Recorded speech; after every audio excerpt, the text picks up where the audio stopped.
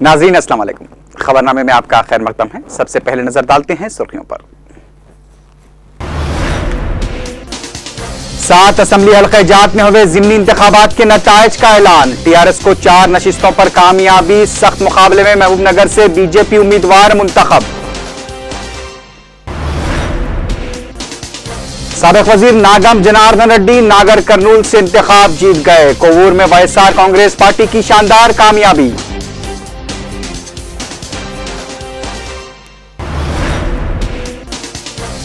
इंतखाबात में कांग्रेस का मुजाहरा सियासी हिकमत अमली की नाकामी का नतीजा। वजीर आला किरण कुमार रेड्डी का एतराफ।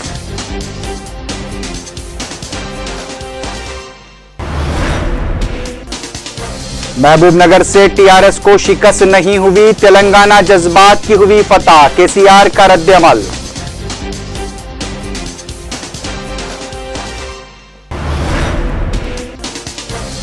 खम्मम में सड़क हादसे में हलाक स्कूली बच्चों को रियासती असेंबली का खराज। एक्स ग्रेशिया देने अकबर ओवैसी का मुतालबा।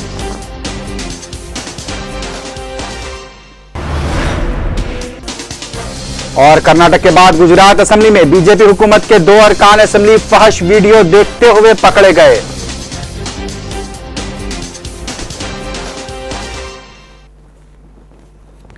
सुर्खियां आपने देखी, अब देखते हैं खबरों की तफसील।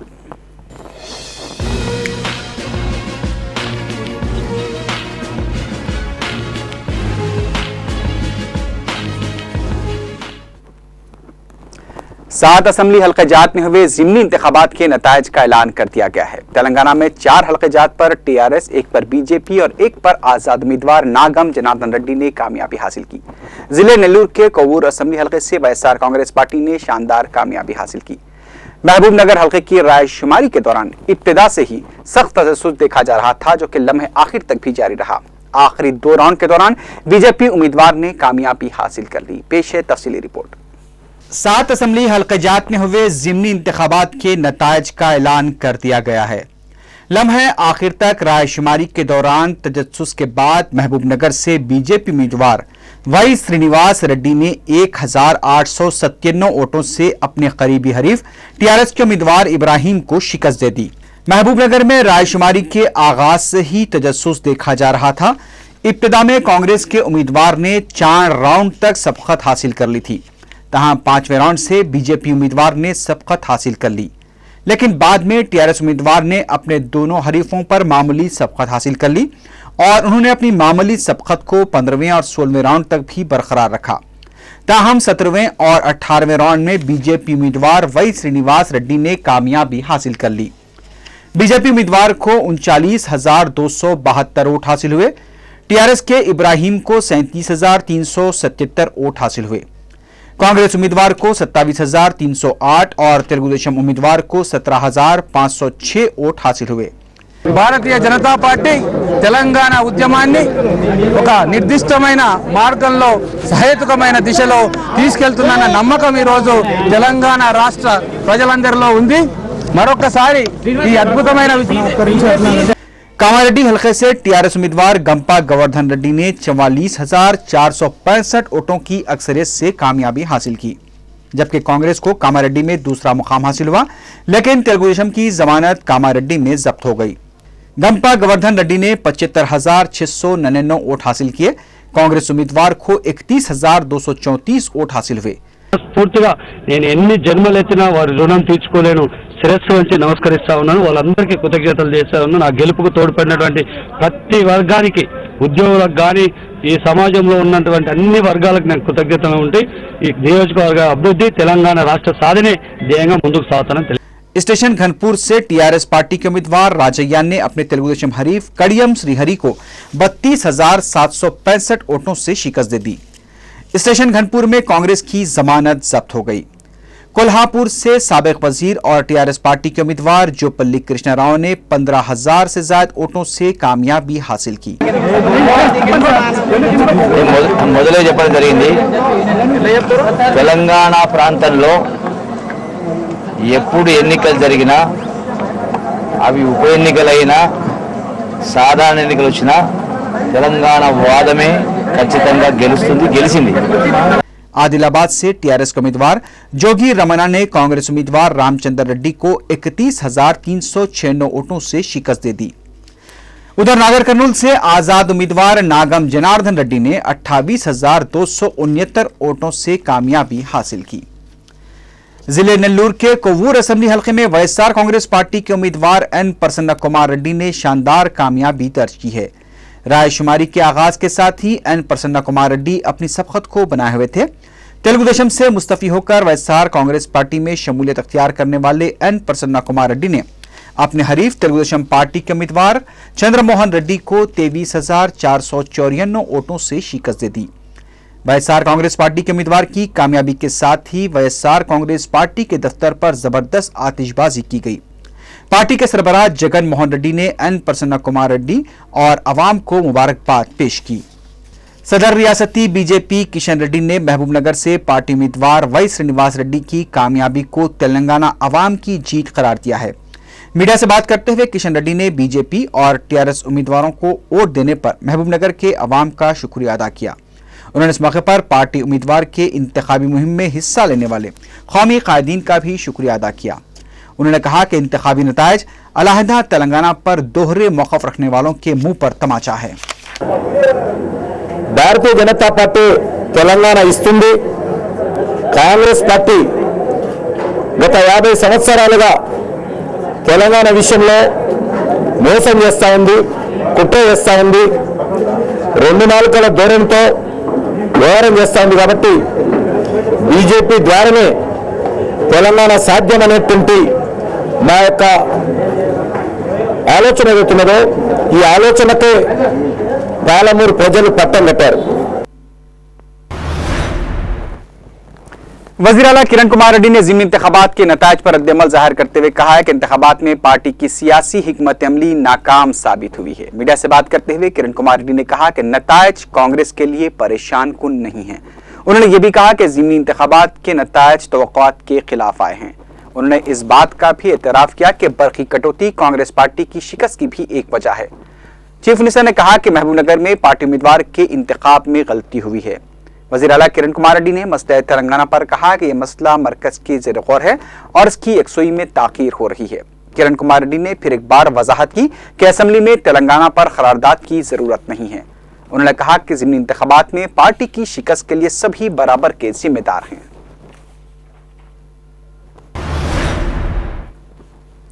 उधर सदर टीआरएस केसीआर ने ज़िमनी इंतखाबात के नतायज पर तबसरा करते हुए कहा कि टीआरएस की कामयाबी कारकुनों और केडर की मेहनत का नतीजा है। मीडिया से बात करते हुए केसीआर ने कहा कि महबूबनगर में टीआरएस को नाकामी नहीं हुई है क्योंकि महबूबनगर में तेलंगाना जज्बात की जीत हुई है। केसीआर ने कहा कि तेलंगाना में तेलुगु देशम कमजोर होती जा रही है क्योंकि तेलुगु देशम पूरी तरह से आंध्राई जमात है। उन्होंने कहा कि तेलुगु देशम ने उनके खिलाफ बड़े पैमाने पर बेबुनियाद तशहीर की थी, लेकिन तेलुगु देशम को नाकामी का मुंह देखना पड़ा। चंद्रशेखर राव ने पार्टी उम्मीदवारों की कामयाबी पर तेलंगाना अवाम को मुबारकबाद दी। उन्होंने पार्लियामेंट के जारी बजट इजलास में अलहदा तेलंगाना बिल पेश करने का भी मुतालबा किया। तेलंगाना प्रजल आकांक्षा, तेलंगाना राष्ट्र साधन, तेलंगाना आत्मगौरवं, तेलंगाना स्वयं पालन, ఇది తెలంగాణ ప్రజల యొక్క నిజమైన ఆకాంక్ష। ఆ దిశగా ఎత్తిన జెండా దించకుండా, బిగిసిన పిడికిలి పట్టు సడలకుండా ఖచ్చితంగా లక్ష్య సాధనపై పురోగమిస్తూనే ఉండాలి। నేను బ్రహ్మ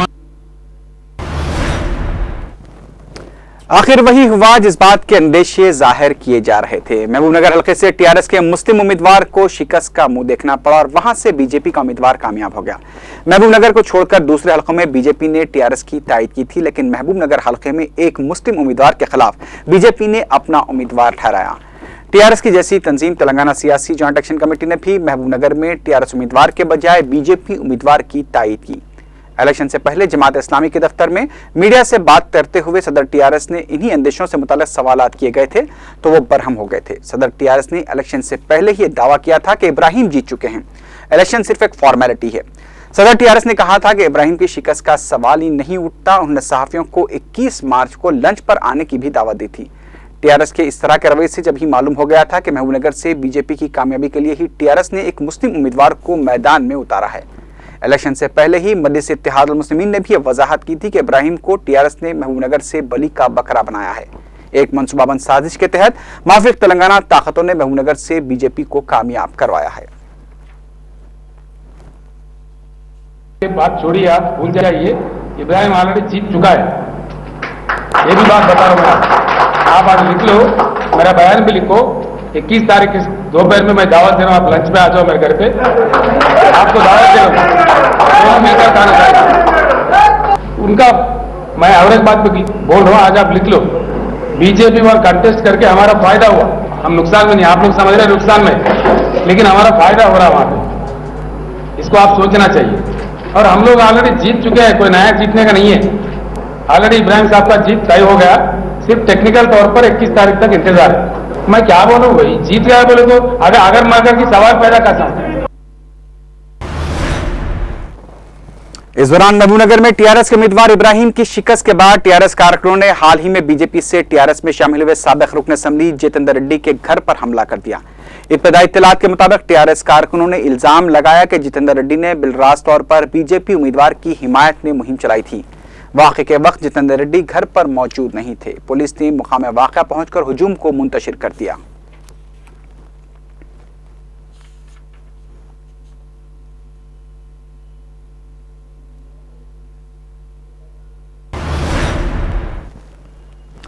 रियासती असेंबली में आज खम्मम में स्कूल बस के हादसे में बच्चों की अमवात पर अफसोस का इजहार किया गया। बाद में तमाम सियासी जमातों, कांग्रेस, तेलुगु देशम, टीआरएस, मजलिस, बीजेपी, बायाबाजों और लोक सत्ता के अरकान के बशमूल स्पीकर एन मनोहर ने हादसे पर अफसोस का इजहार करते हुए पसमानदगान से इजहार ताज़ियत किया। मजलिस के फ्लोर लीडर अकबरुद्दीन ओवैसी ने भी वाक़े पर अफसोस का इजहार करते हुए कहा कि मुस्तकबिल में ऐसे हादसे की रोकथाम के लिए सख्त इक़दाम करने चाहिए। उन्होंने हादसे में मरने वालों के अफराद खानदान को हुकूमत की जानिब से एक्स ग्रेशिया देने का मुतालबा किया। अकबरुद्दीन ओवैसी ने कहा कि बसों के जरिए सफर करने वाले बच्चों का इंश्योरेंस किया जाना चाहिए।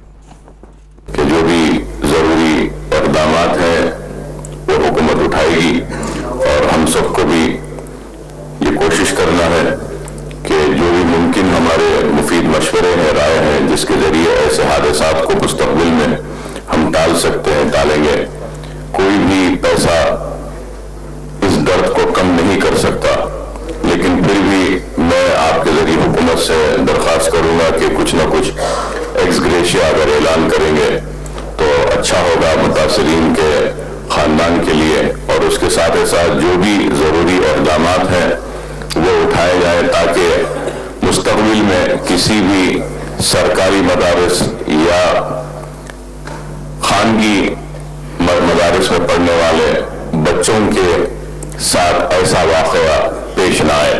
और उसके साथ ही साथ मैं ये भी कहूँगा कि जितने भी मदारिस में जहाँ पे बस के जरिए तुलबा और तालिबात को लाया जाता है, उन बसेस को इंश्योरेंस किया जाए, या फिर उन बच्चों पर भी अगर इंश्योरेंस की कोई स्कीम अगर हम लाएं, जिस तरीके से हमारे पास आरोग्यश्री की स्कीम है, तो इसके जरिए अगर ऐसे कोई वाक़यात होते हैं तो फौरन उनको इमदाद उसी वक्त पहुंचाई जा सकती है। बहरहाल मेरी सारी हमदर्दियां उन अफराद खानदान के साथ है और हम दुआ करते हैं कि अल्लाह उनके अफराद खानदान को सब्र दे इस वाक़े को, और हमारी पूरी हमदर्दियां उनके साथ हैं। बाद में रियासती वजीर सानवी तालीम पार्था सारथी ने कहा कि इस सिलसिले में हुकूमत की जानिब से तहकीकात का हुक्म दे दिया गया है और आरटीएस से तफसीलात भी तलब की गई हैं। उन्होंने कहा कि जख्मी तलबा को हुकूमत की जानिब से तिब्बी इमदाद फराहम की जा रही है। उन्होंने कहा कि स्कूल की मुसल्लमा हैसियत को खत्म करने पर भी गौर किया जा रहा है। बाद में स्पीकर ने फिर एक बार बदउनवानियों पर 28 मार्च को मुबाहस कराने से मुताल्लिक़ वजाहत की। वक्फ़े सवालात के दौरान कौमी फूड सिक्योरिटी एक्ट की अमलावरी पर उठाए गए सवाल पर वजीर सिविल सप्लाई श्रीधर बाबू ने बताया कि इस एक्ट के तहत सिर्फ 3,38,000 अफराद का अहाता किया जाएगा, जबकि रियासती हुकूमत इस एक्ट की अमलावरी से कबल ही उन्होंने बताया कि रियासत के मफादात को ख्याल में रखते हुए मरकजी हुकूमत से सिलसिले में मौसर नुमाइंदगी की जा रही है। श्रीधर बाबू ने बताया कि 1 रुपया किलो चावल स्कीम के तहत नाकिस चावल की सरबराही के इल्जामात को मुस्तरद कर दिया। उन्होंने कहा कि चावल की कीमत में कमी हुई है, मेयार में नहीं। उन्होंने कहा कि बोगस राशन कार्ड को मनसूख करने का अमल भी जारी है। बाद में हुकूमत से मुताल्लिक़ सवाल पर मजलिस के रुकन असेंबली विरासत रसूल खान ने कहा कि शहर के मुख्तलिफ सरकारी दवाखानों की खस्ताहाली और अमले की कमी पर तवज्जो दिलाई। साहब हॉस्पिटल में डॉक्टर्स का सीवियर शॉर्टेज है सर, कई वैकेंसीज फिलअप करना है, फिलअप नहीं कर रहे। Yes. नामपल्ली हॉस्पिटल का मैं चेयरमैन हॉस्पिटल डेवलपमेंट सोसाइटी हूँ, वहां पर डॉक्टर सिंह है, नीलोफर हॉस्पिटल में नहीं है, और क्या उसमें सरोजनी देवी हॉस्पिटल में नहीं है, कैंसर हॉस्पिटल में नहीं है। एटलीस्ट वैकेंसीज को जो है फिलअप भी नहीं कर रहे, ट्रांसफर भी नहीं कर रहे। एटलीस्ट ट्रांसफर्स करके जो है लोगों को जो है फिलअप करना। सर हम मुसलसल बोलते जा रहे हैं साहब, ये हमारा कोई पर्सनल मामला तो नहीं है, ये पब्लिक का मामला है। डॉक्टर्स ने होने से बड़ी परेशानी दवाखानों में हो रही है। नीलोफर हॉस्पिटल आपको मालूम है, कैंसर हॉस्पिटल, सरोजनी देवी हॉस्पिटल, नामपल्ली हॉस्पिटल में 450 से फिजिशियन नहीं है, नामपल्ली 950 आउट पेशेंट है। वहां पर जो है फिजिशियन 450 नहीं है, रेडियोलॉजिस्ट नहीं है। ऐसा साथ में हालत बहुत खराब है। हमारे नए और डायनेमिक हमारे हेल्थ मिनिस्टर आए, मैं उनसे उम्मीद करता हूं कि वैकेंसी फिल करेंगे। दीगर सियासी कायदीन ने पीएचसी में डॉक्टर्स की कमी पर सवाल उठाया, जिस पर वजीर सेहत डीएल रविंद्र रेड्डी ने जवाब दिया कि विद्या विधान परिषद के तहत मखसूस अमराज के डॉक्टर्स की 151 जायदादें मखलूआ हैं। इस सिलसिले में एलामिया जारी करने के बाद तकर्रुरात के लिए उम्मीदवार दिलचस्पी नहीं ले रहे हैं। ताहम इस सिलसिले में कॉन्ट्रैक्ट तरीक़ेकार पर तकर्रुरात के लिए हुकूमत कोशिशें कर रही है। इसी तरह पीएचसी में भी डॉक्टर्स की मखलूआ जायदादों पर भी उम्मीदवारों में दिलचस्पी नहीं देखी जा रही है।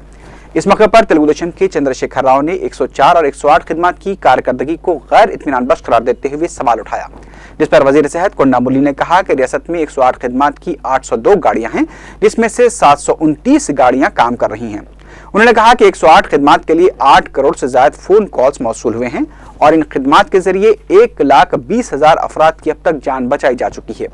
उन्होंने बताया कि मार्च 2013 तक मजीद 220 गाड़ियों को इस खिदमात में शामिल किया जाएगा। कोंडामुरली ने बताया कि 104 मुलाजिमीन के मसाइल की भी जल्द एकसोई की जाएगी। वक्फे सिफर के दौरान लोक सत्ता पार्टी के जयप्रकाश नारायण ने कोकटपल्ली में रैतु बाजार के क़याम का मुतालबा किया।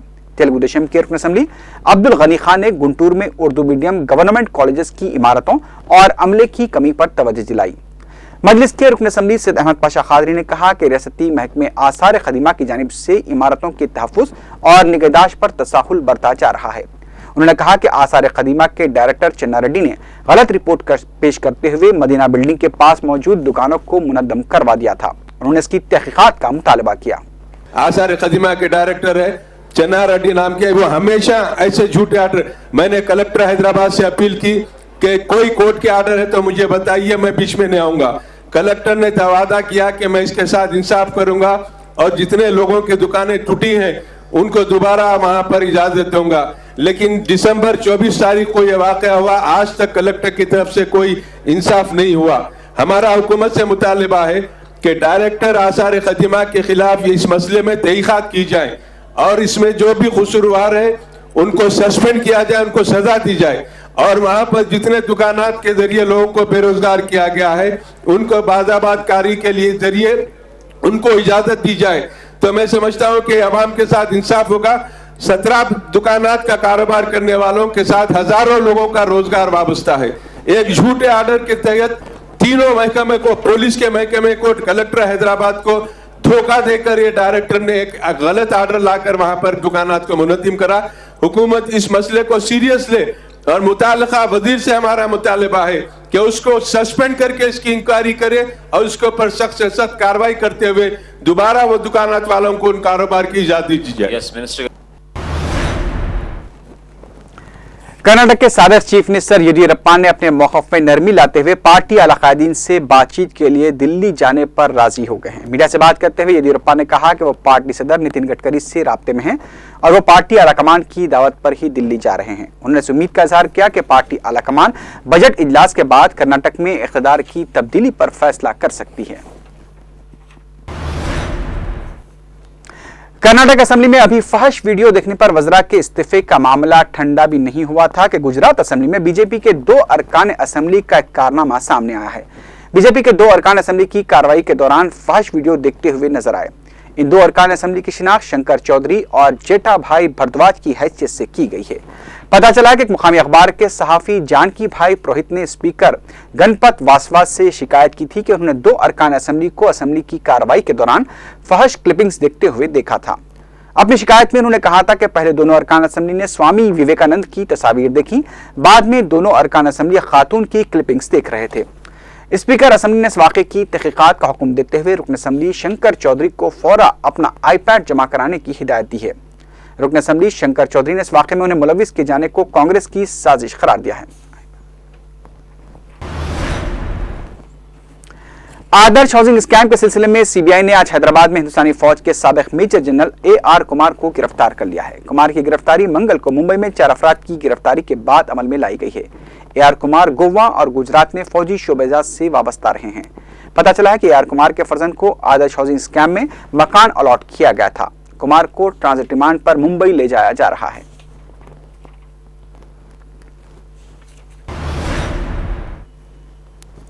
कर्नाटक में बीजेपी के दाखिली इख्तलाफात का असर उडुपी चिकमंगलूर के लोकसभा ज़िमनी इंतखाब पर भी देखा गया है, जहां कांग्रेस उम्मीदवार ने बीजेपी उम्मीदवार को 45,000 वोटों की अक्सरियत से शिकस्त दे दी। वाज़ेह है कि मौजूदा चीफ मिनिस्टर सदानंद गौड़ा के इस्तीफा देने से इस नशिस्त पर इंतखाब हुआ था और उनकी नशिस्त पर कांग्रेस ने कब्जा कर लिया है। लोकसभा की इस नशिस्त पर बीजेपी की शिकस्त ने पार्टी आलाकमान को मजीद उलझन से दो चार कर दिया है, क्योंकि साबिक चीफ मिनिस्टर येदियुरप्पा उन्हें दोबारा चीफ मिनिस्टर बनाए जाने के लिए पार्टी आलाकमान पर दबाव डाल रहे हैं। उन्हें यह भी धमकी दी कि अगर उन्हें चीफ मिनिस्टर नहीं बनाया गया तो कर्नाटक में बीजेपी तकसीम हो सकती है।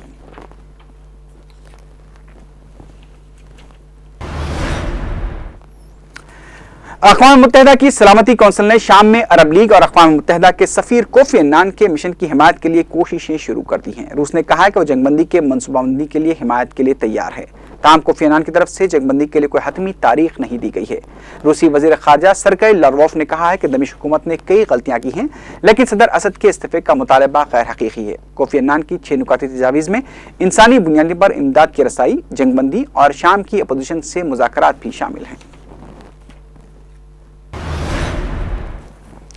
लीबिया की हुकूमत के एक वजीर ने बताया कि मोरितानिया कर्नल क़ज़्ज़ाफ़ी के साबिक इंटेलिजेंस चीफ अब्दुल्ला अल सनूसी को लीबिया के हवाले करने पर रजामंद हो गया है। लीबिया के वजीर मुस्तफ़ा अबू शाकर ने समाजी राब्ते की वेबसाइट के ट्विटर पर यह दावा किया है, लेकिन उधर मोरितानिया के ओहदेदारों ने अभी तक लीबिया के साबिक इंटेलिजेंस चीफ को लीबिया के हवाले करने से मुतालिक किसी भी तरह का कोई रद्द-ए-अमल ज़ाहिर नहीं किया है।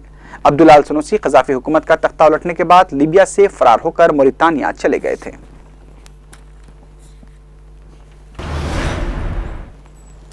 मैक्सिको में 7.6 रेक्टर शिद्दत के आए जलजले से कई इमारतों को नुकसान पहुंचा है। जलजले के फौरी बाद लोग घरों से परेशानी के आलम में बाहर निकलकर दौड़ने लगे। ज़राए के मुताबिक मैक्सिको के साहली इलाके अकापुल्को में यह जलजला पेश आया। जलजले के फौरी बाद इलाके में मवासिलाती निज़ाम दरहम बरहम हो गया। ऐनी शाहिदीन ने इस जलजले को अब तक का सबसे बड़ा जलजला बताया है। ताहम इस जलजले में अभी तक किसी जानी नुकसान की कोई इत्तला नहीं मिली है। अफगानिस्तान में इत्तेहादी फौज के निगरानकार अमरीकी जनरल जॉन एलन ने कहा कि अफगानिस्तान में हमलों के बावजूद अफगान और नेटो फोर्सेस के दरमियान ताल्लुकात मजबूत हैं। अमरीकी सेनेट में आर्म सर्विस कमेटी के सामने ब्रीफिंग देते हुए जॉन एलन का कहना था कि अफगानिस्तान में जारिया साल अफगान फोर्सेस के हमले में 13 इत्तेहादी फौजी हलाक हुए हैं। उनका कहना था कि अफगानिस्तान को अलकायदा की महफूज पनाहगाह बनने से रोकने के लिए नेटो सरगर्म है। अमरीकी जनरल ने बताया कि जारिया साल सितंबर में अफगानिस्तान से अमरीकी फौजियों की मरहलावार वापसी पर फैसला किया जाएगा।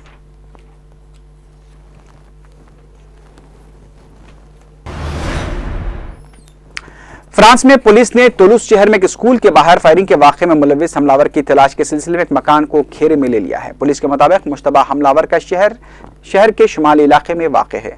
फ्रांस के वजीर दाखिला ने मीडिया से बात करते हुए बताया कि मकान में मौजूद शख्स ने उसके अलकायदा से ताल्लुकात होने का दावा किया था।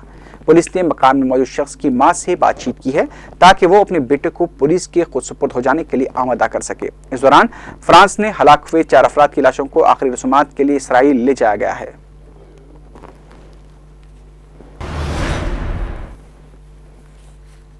आखिर में सुर्खियों पर एक बार फिर नजर डालते हैं।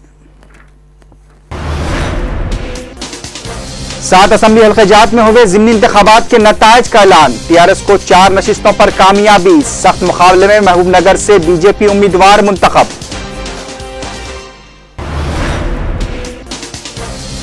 साबिक वजीर नागम जनार्दन रेड्डी नागर कर्नूल से इंतखाब जीत गए। कोवूर में वाईएसआर कांग्रेस पार्टी की शानदार कामयाबी।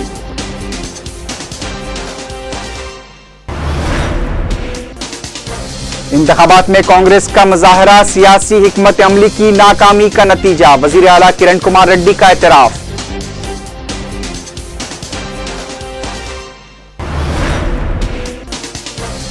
महबूबनगर से टीआरएस को शिकस्त नहीं हुई, तेलंगाना जज्बात की फतेह, केसीआर का रद्द-ए-अमल।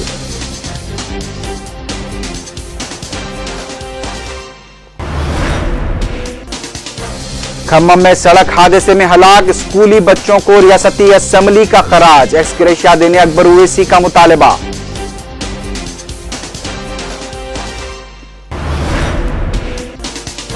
और कर्नाटक के बाद गुजरात असेंबली में बीजेपी हुकूमत के 2 अरकान असेंबली फहश वीडियो देखते हुए पकड़े गए।